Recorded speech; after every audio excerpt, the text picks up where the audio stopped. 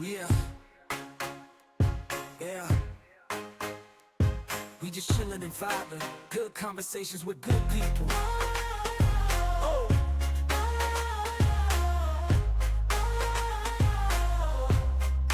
good conversations with good people. Yeah.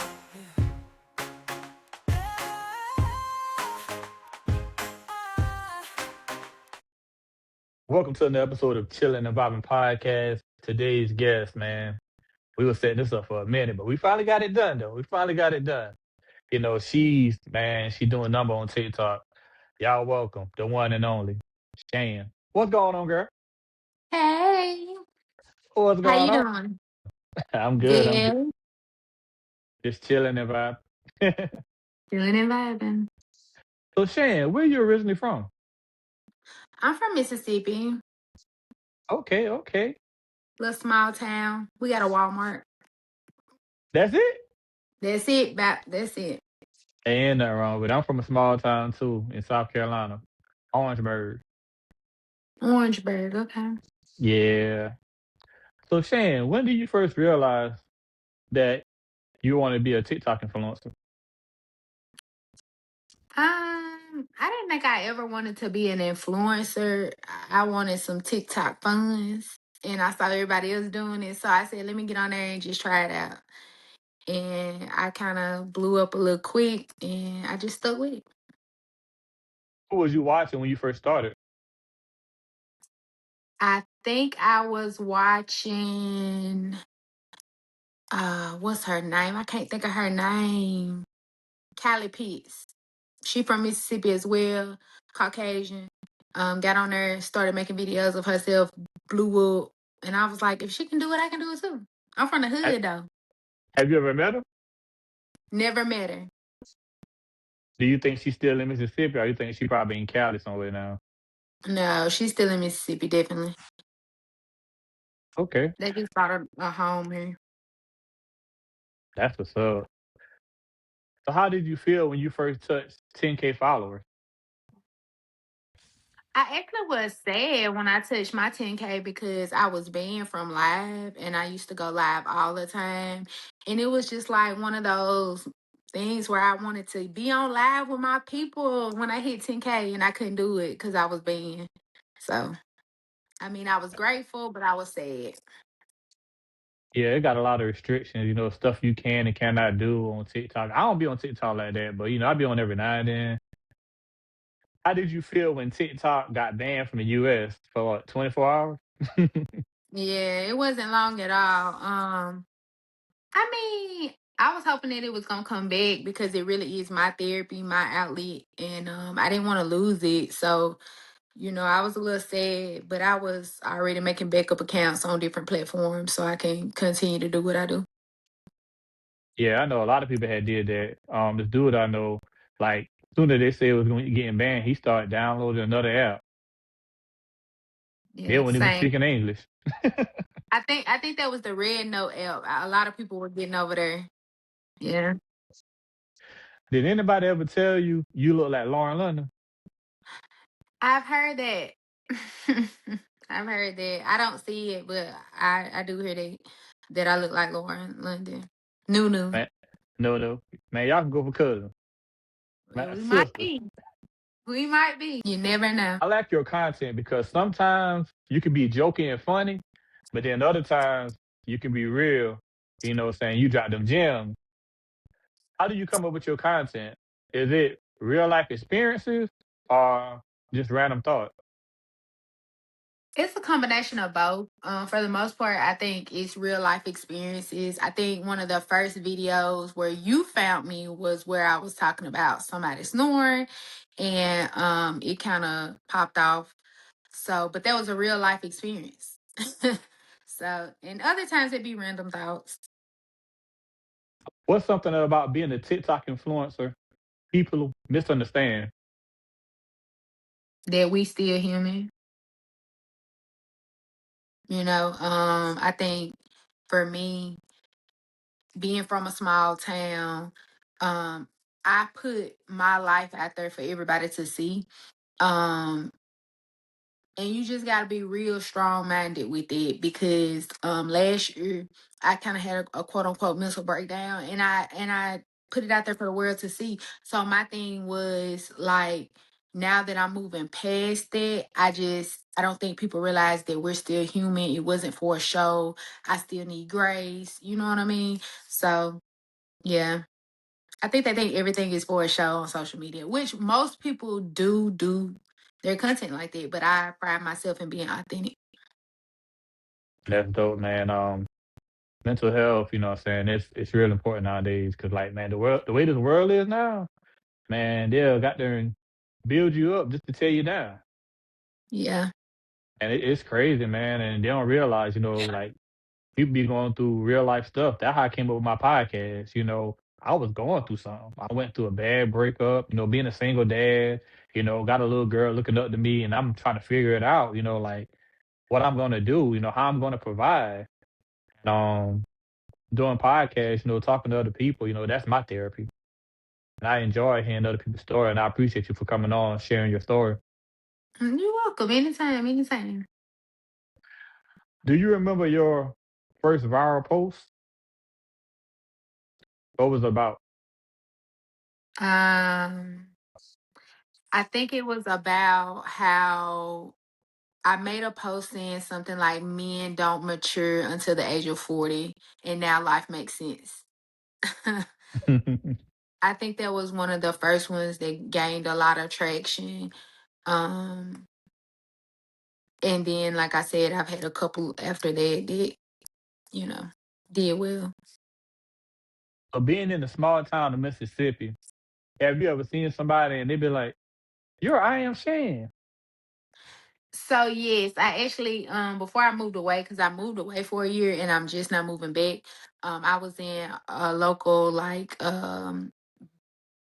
department store here, like Bills or something, and the girl was like, "I follow you on TikTok," and I was like, "Cool." I mean, I didn't think nothing of it because I think I maybe had like 10, 15,000 followers back then, but yeah, Have brands ever asked you to promote something you didn't believe in? absolutely.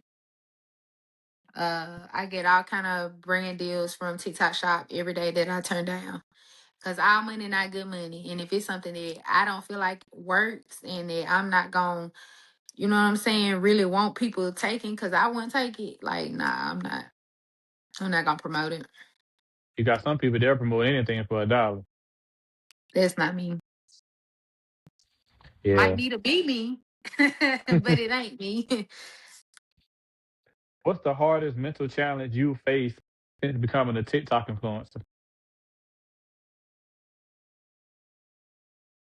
I think I've always been judged because of the way I live my life, and I got a mouth on me, and I just say whatever. But putting all that out there online, I think for me mentally, just knowing that the people that know me are like judging me off clips of my life. You know what I mean? Like they really don't know my whole story, and we grew up together. So yeah, everybody probably thinks I'm nuts, and I don't mind, but sometimes it's hard to get past it, the judgment.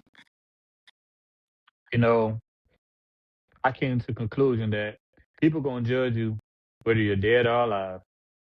So Yep. hey, I just let them talk, and I'm gonna keep doing me. Yep. How do you balance being in a relationship and being a TikTok influencer? Because a lot of guys can't handle, their women getting looked at by other guys.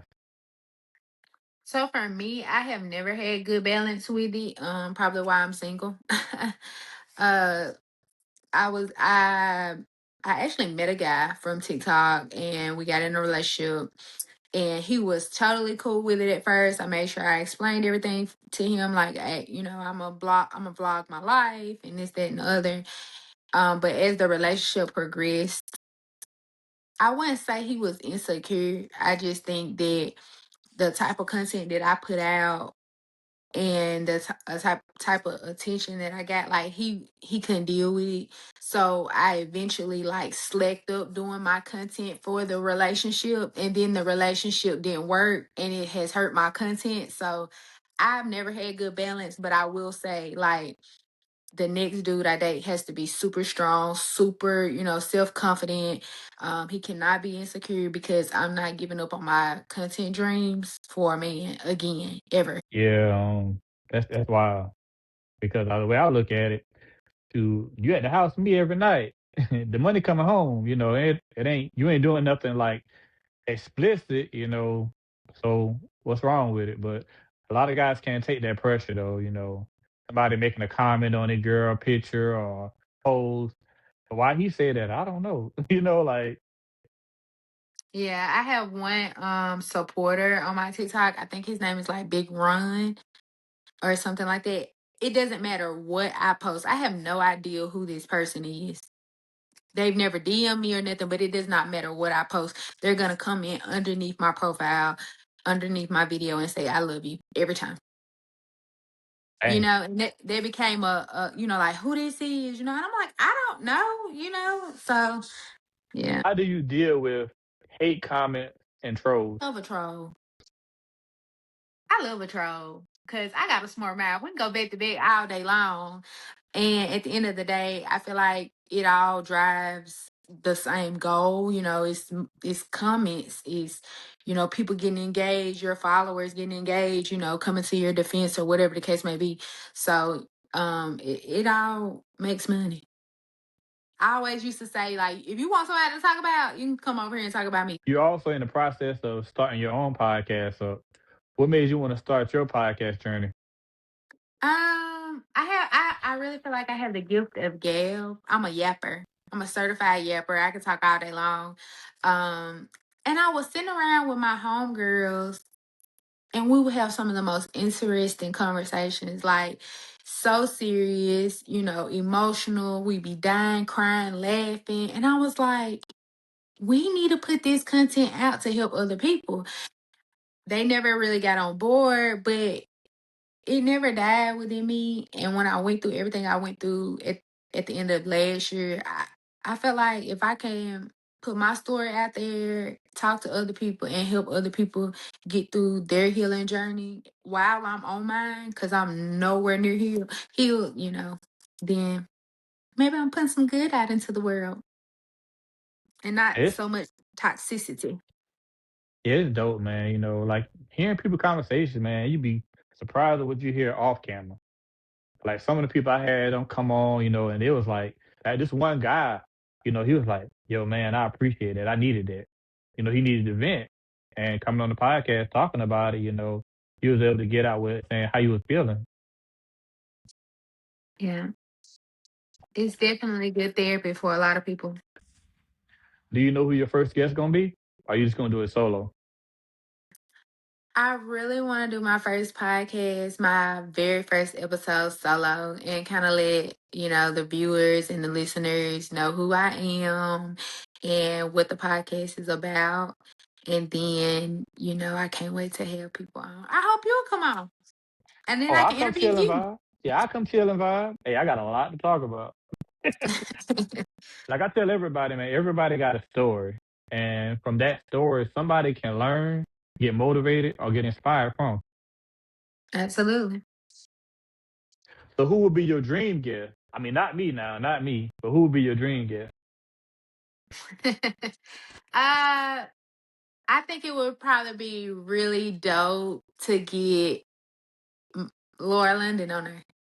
Like just to have her there to hear, her talk about her experiences with Nipsey, because she went through a traumatic period in time. And also I think it would be kind of cute and funny to have my said look-alike on the podcast. I ain't gonna lie, they gonna be like, yeah, y'all cousins, y'all. Matter of fact, y'all sisters. Y'all look more like sisters now. Y'all right next to each other. So the hot topic going on right now is, if you didn't hear it already, Lotto is pregnant with 21 Savage baby. Well, I heard it. Yeah, uh, the internet be talking. They said 21 Savage, he still married. well, I mean, it ain't no different than the man from down the street that's still married and got the outside child. But the internet gonna make it more than what it is. Absolutely. And I think back to kind of what we were talking about, like give people some grace. Them still human beings. And, she fell in love with a man that was married. I mean, obviously he wanted the baby because she didn't get rid of it. All that money she got, she could have easily. Yeah. But the thing about it though, the internet will say one thing, but we really don't know what's going on in their life. We really don't know because like he could be divorced. He probably done got divorced, but we don't know. But the Yeah, internet gonna tell a story of his own. you absolutely right. And listen, they ain't in my tax bracket, so I ain't in their tax bracket, so I don't worry about people. I don't worry about their business. I mean, of course I've heard it. And I feel like if she's happy and they can come to, terms, then hey, kudos to Lotto. Hope they have a pretty baby. Cause 21 ain't pretty. My bad. My bad. What would you tell someone trying to grow their followers from zero, starting to be a TikTok influencer? What advice would uh you give them? be authentic. Some you're gonna find your people, you're gonna find your group, your crowd, your tribe, so to speak. It may take you a moment, but you want to start out being completely authentic. Because if you start off with the trendy stuff and what everybody else is doing, you're gonna get lost in the sauce, and then eventually, when you do gain the followers, you're gonna be like, okay, now what do I do? But if they're following you because they genuinely like fuck with your content, then absolutely, like they're gonna stay. You're gonna get the engagement. But if they followed you because you did a trendy video, those same people probably never gonna, like nothing else that you post again. So you want to gain followers off being authentic, in my opinion. So when you're not in front of the camera, making content, what is your definition of chilling and vibing? Definitely having me a glass of wine, winding down, writing down my goals, my thoughts, hanging out with my homegirls, chilling with my kids, watching a movie. Yeah, just I'm not a big outside fan. I don't like outside, but I will step out from time to time. But if I'm chilling and vibing, it's definitely doing something with somebody that I love that's close to me, very quiet, intimate, having a drink, talking, that type of thing.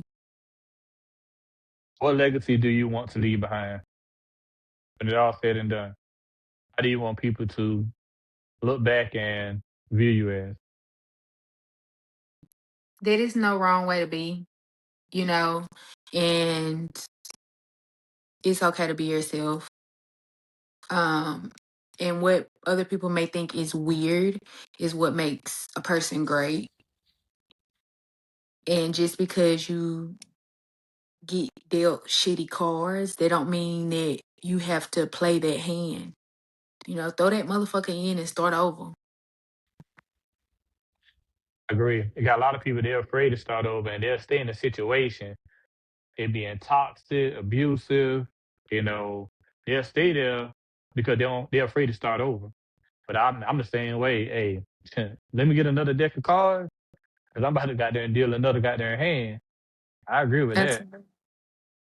Absolutely. I'm on my probably 10th life by now. So I ain't never been afraid to start over. Yeah, I mean it's a process because I had to do it too. Been in a couple of sour relationships and it didn't work out. So and moving, that shit hell. For real. I hate it, but I had to do what I had to do. Put on my big boy pants and shit, keep it moving. Start over. But I learned something from that though. Absolutely. I mean, it's never a loss if you're learning a lesson. And that's not even just with relationships. Don't be afraid to start over in life, period. Whether it be if you're unhappy on your job, if you surrounded surrounded by a friend group that don't align with your, interests, fuck them. Fuck the job, fuck the friends. Sometimes you gotta say fuck your family, and just move on and do what is best for you and what aligns with your goals for life. Because if you're not living for yourself and you're living for other people, you're never gonna be successful. You're never gonna be happy, and you're gonna be stuck where you are forever. And not me. I'm gonna start over. And you can get left behind if you want to. I don't care. Yeah, I agree. I got laid off from one of my jobs, and hey, I start over. And crazy thing about it, man, sometimes things happen for a reason. Because granted, I got laid off from that job, but now I'm making more, and my hours are more flexible. You know what I'm saying, to my daughter's schedule and my schedule also. So like I can take her to school now. I don't have to, you know what I'm saying, depend on my village, because it take a village to raise a kid, or any kid. It take a village. You can't do it by yourself. And that village can be a stranger. It can be, what I'm saying, later down the street.